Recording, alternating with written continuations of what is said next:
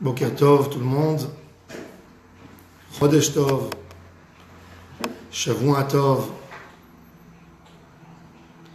On va parler aujourd'hui dans Parashat Acharei Mot. On a l'histoire du bouc qu'on a amené le jour de Kippour. On avait le bouc. Ce bouc, c'est quoi? Le Kohen, il prend deux boucs. Et il fait un sort, il met une petite boîte. Et on prend deux morceaux de bois. Un, c'est écrit l'Hachem, pour Akadosh Baruch Hu, et l'autre, c'est écrit la Azazel. La Azazel, c'est quoi Azazel? C'est une montagne qui se trouve dans le désert de Judée. On amenait ce bouc dans cette montagne, il prenait sur lui toutes les avonotes, les fautes de Ham Israël. Et quand il arrivait dans cette montagne, il dégringolait de la montagne, il tombait, et il arrivait en bas, il mourait. Et dans le temple, on sacrifiait l'autre bouc. Ça, c'est une histoire. C'est quoi Azazel? C'est quoi Azazel? En hébreu, il y a une phrase vulgaire que quelqu'un dit à l'autre.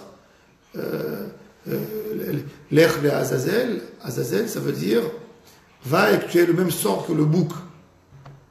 Voilà. Ouais. Alors, Rashi nous a traduit que le mont Azazel, c'est un rocher qui est très dur. Et que quand un animal dégringole de ce rocher, il est évident, le résultat qui est horrible pour lui, il se déchire en morceaux.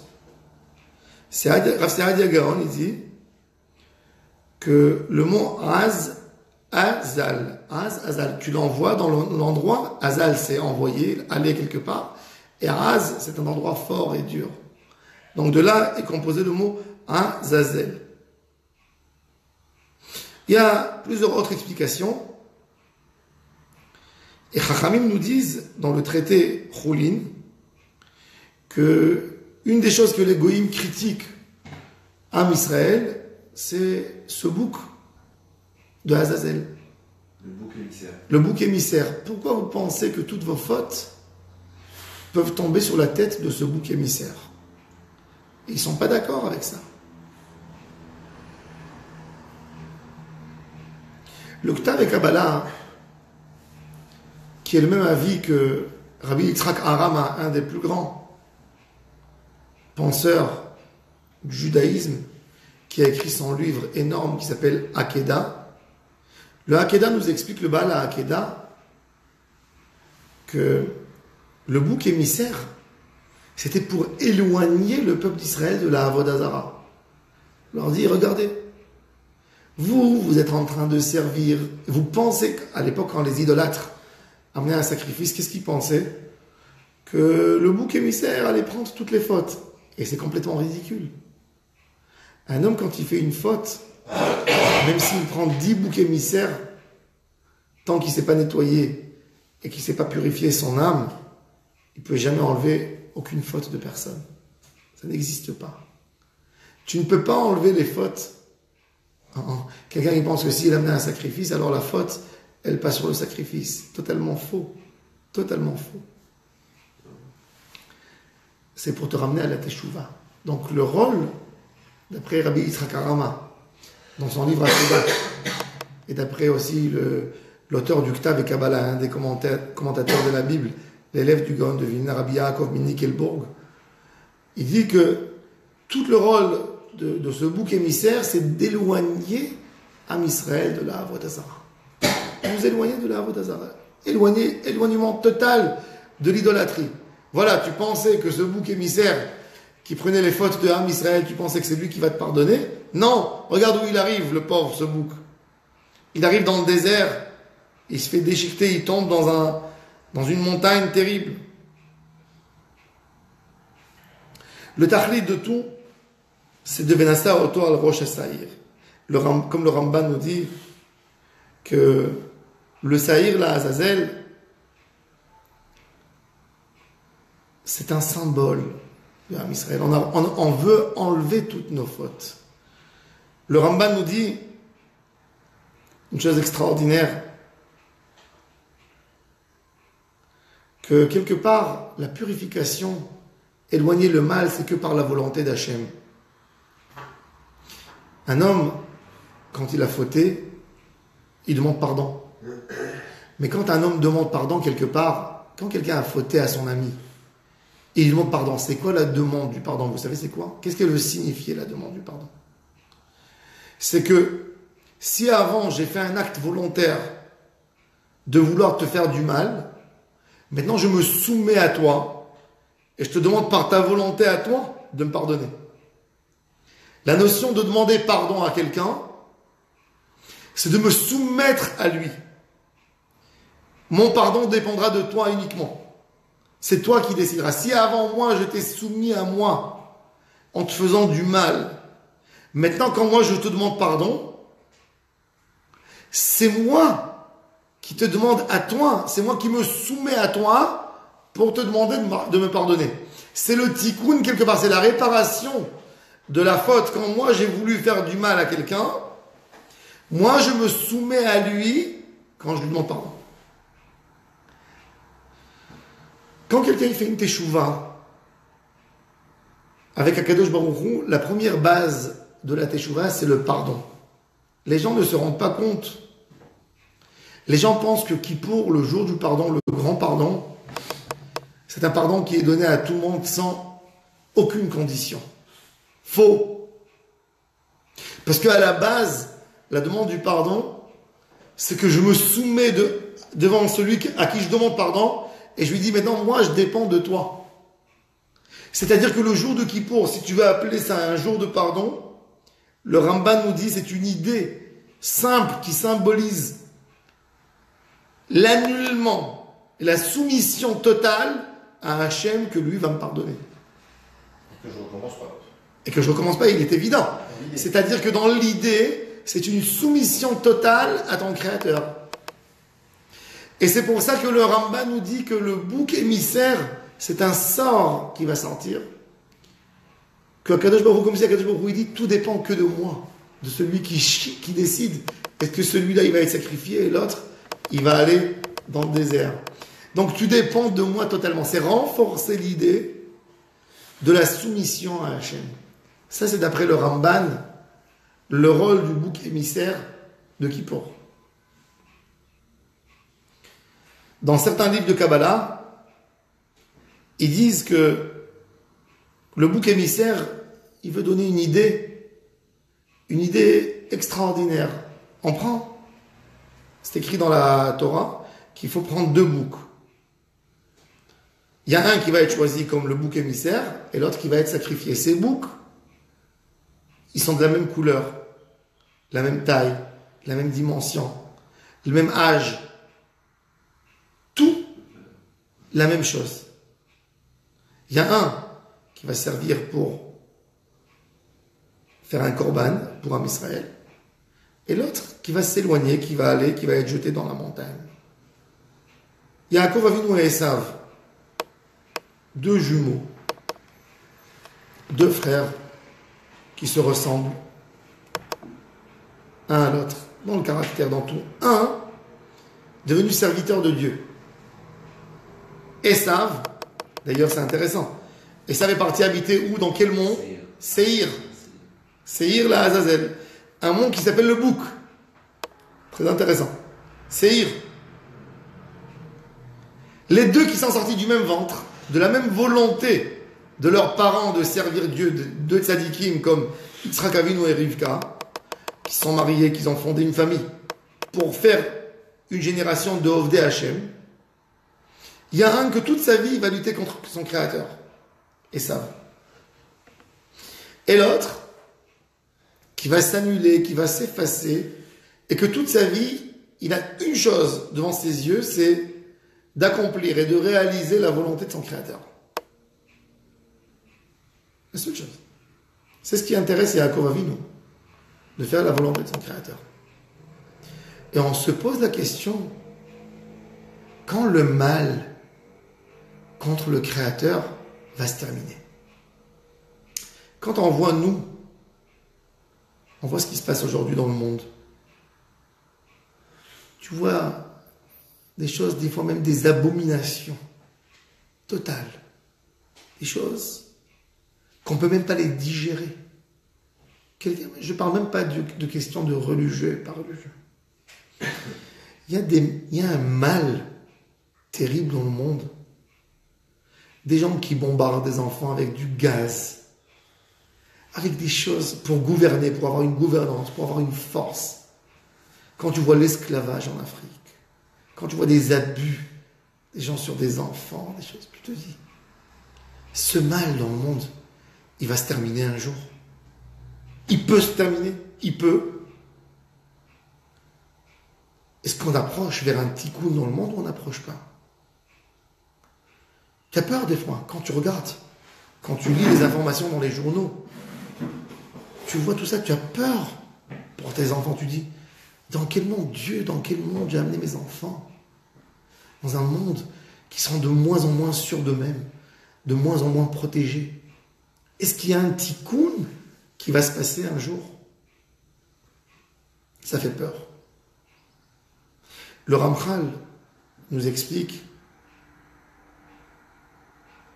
comment va se passer le tikkun. Alors le tikkun, c'est très intéressant. Il se passe exactement comme les règles de la nature. On a notre cher ami Daniel Elbaz qui m'a expliqué une fois quelque chose d'extraordinaire qui m'a fait penser beaucoup. Ici en Israël, on a plusieurs oiseaux, des oiseaux israéliens qui sont là. Des oiseaux que par la nature, ils sont là. Ils viennent d'Afrique, ils passent ici au printemps, l'automne, et ils sont là parce qu'ils ont la nourriture, etc. Il y a quelques années, il y a une espèce d'oiseau australienne qui s'est mise en Israël. Elle a un bec jaune, elle avec des perroquets, une sorte de perroquet, une espèce de perroquet, que leur nourriture c'est quoi? C'est les œufs des oiseaux. Donc ils font disparaître tous les oiseaux locaux et ils s'installent. Et ça fait de la peine, tu te dis, mais nos oiseaux qu'on avait l'habitude de voir, ils ne seront plus là. Et il m'a dit quelque chose d'extraordinaire, Daniel, mon ami. Il a dit, ils vont réussir à détruire tous les oiseaux locaux. Mais puisque eux, leur alimentation, c'est uniquement quoi? Les œufs d'autres oiseaux. Donc ils vont détruire toute la population des oiseaux qui ne vont plus venir ici. Et il va en rester que eux. Mais puisque eux, qu'est-ce qu'ils mangent? Ils mangent les œufs des oiseaux. Donc en fin de compte, ils n'auront plus les œufs à manger. Donc eux, ils vont disparaître aussi. Et quand ils vont disparaître, les oiseaux qui avaient l'habitude de venir, ils vont revenir. C'est-à-dire que quoi? Que le mâle, quelque part, il n'a plus de manière pour exister. Puisque le mâle, il a besoin d'être alimenté. Quand le mâle, il a mangé le bien, il a fini de manger, il n'y a que du mal dans le monde. Finalement, le mâle, il a besoin de s'alimenter, donc il va s'exterminer tout seul, de lui-même, puisqu'il n'a plus de quoi manger, de quoi s'alimenter. C'est ce qui nous explique le Ramchal, et c'est avec ça que j'ai compris les paroles extraordinaires du Ramchal dans son livre Derech Hashem. Le Ramchal parle de quelque chose d'extraordinaire, d'une idée extraordinaire. Il dit, le mal, malheureusement, il va grandir. Il va se propager. Il va énormir. Et finalement, il n'aura plus où s'étaler puisqu'il n'aura plus de ce qui va l'alimenter. Et il va s'exterminer lui-même. Il va se manger lui, il va se manger en soi. Et c'est comme ça que le mal va disparaître du monde. Akadosh Baruch Hu nous dit Ve'etrua hatum'a ha'avir min haaretz. On a un cadavre qui donne une très mauvaise odeur. Il donne une mauvaise odeur, et cette mauvaise odeur, elle grandit et se propage de plus en plus, de plus en plus. Ça sent de plus en plus mauvais, puisque le cadavre il est en train de se décomposer, donc il lâche une mauvaise odeur. Mais jusqu'à quand? Il y a une limite. Après, les microbes qu'il y a en lui qui font dégager cette mauvaise odeur, ils n'ont plus de quoi manger, ils ne peuvent plus manger la viande, la chair. Il n'y a plus de chair. Donc automatiquement, il s'en vont et il n'y a plus d'odeur à la fin. C'est exactement le mal. Ouais, mais il reste pas grand-chose après. D'accord? Justement. Ça fait des C'est-à-dire que le mal, il va manger, à un certain moment, il ne peut plus. Il leur a causé du mal. Quand tu prends un fruit, tu mets un fruit à sécher, c'est pareil. Il sent mauvais, il pourrit. En fin de compte, toute l'eau qu'il y a en lui, elle sort, il sèche et tu peux le manger, tu peux le remettre. De la même manière, le mal, Akadosh Baruch Hu, il nous dit, quand on envoie le bouc émissaire, c'est-à-dire qu'on veut prendre le mal de Esav, le Saïr, on veut le faire disparaître. Il va disparaître complètement.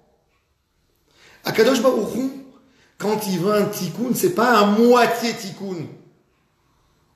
C'est ce que Hachem nous dit. Il y a un bouc qui va servir pour Avodat Hachem. Et le bouc émissaire, il va partir, il va rien rester de lui. Il faut savoir, un juif doit savoir que quand il veut un tikkun, quand il veut se rapprocher à Hachem, il ne peut pas dire, je vais me rapprocher que à 50%. Jamais. Tu ne te rapproches pas à 50%. Tu te rapproches à 100%. Tu te rapproches à Hachem Yitbarach à 100%, pas à 50%. Pas à 80%. Pas à 99%. Pas à 99,9%. À 100%, tu te rapproches à Hachem. Ça, c'est la Avodat Hachem de Kippour. Akadosh Baruch Hu, il te dit, il faut séparer le mal complètement. Tu ne peux pas dire, te souhaiter, je veux être Oved Hachem à 80%. Si tu veux te souhaiter être Oved Hachem à 80%, tu n'aboutiras jamais. Vadaï que tu n'aboutiras pas à 80%. L'envie, l'ambition d'un juif, c'est d'être proche d'Akadosh Baruch Hu à 100%. Ça, c'est l'idée, d'après les Mekoubalim, du bouc émissaire qu'on envoie et d'autres boucs. Et c'est pour ça qu'il y avait un miracle extraordinaire.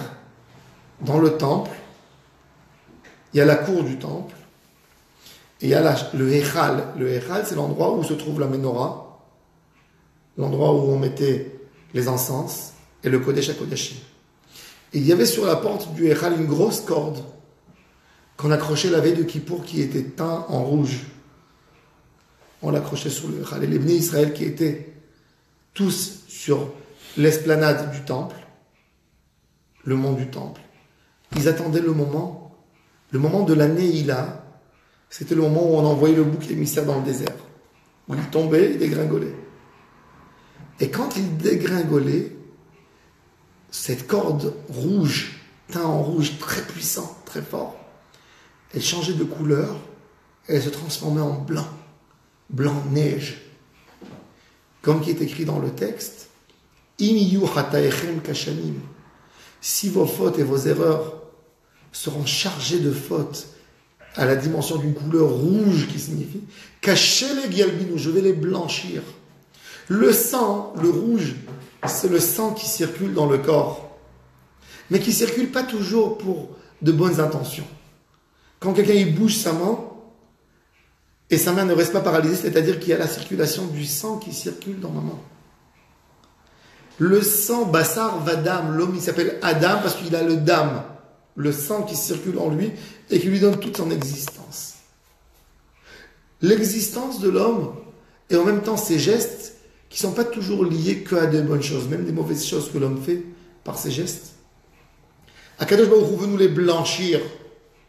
Emiyu chataechem kashanim, kasheleg, comme de la neige, ils vont blanchir. Et Am Israël, dans ces moments-là, c'est là qu'ils se réjouissaient. Tout le monde chantait, dansait, était content qu'Akadosh Baruch Hu nous a pardonné nos fautes.